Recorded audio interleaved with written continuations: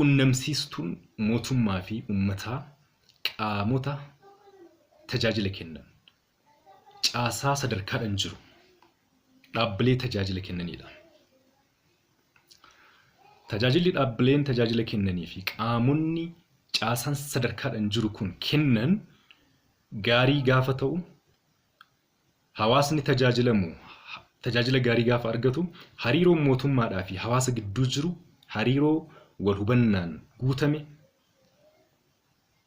hariiroo gaarii ta'a jechuudha.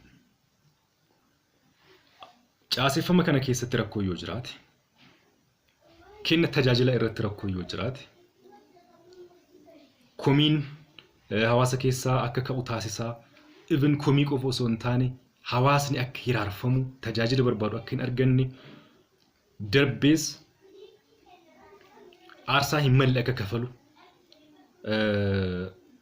taasifamuu danda'a. Haala qabatamaa amma jiruun rakkooleen garaagaraa qaaleensa jireenyaa wajjin wal qabatee even riiformiiwwan gubbarraa dhufan sirnaan lafa geessuu irratti sirnaan hawaasa bira geessanii hawaasni akka irraa fayyadamu gochuu keessatti hanqinoonni tokko tokko jiran fakkaata. Gama kanaan caasaa sadarkaan jiru keessatti federaal irraa jalqabee hamma gandaatti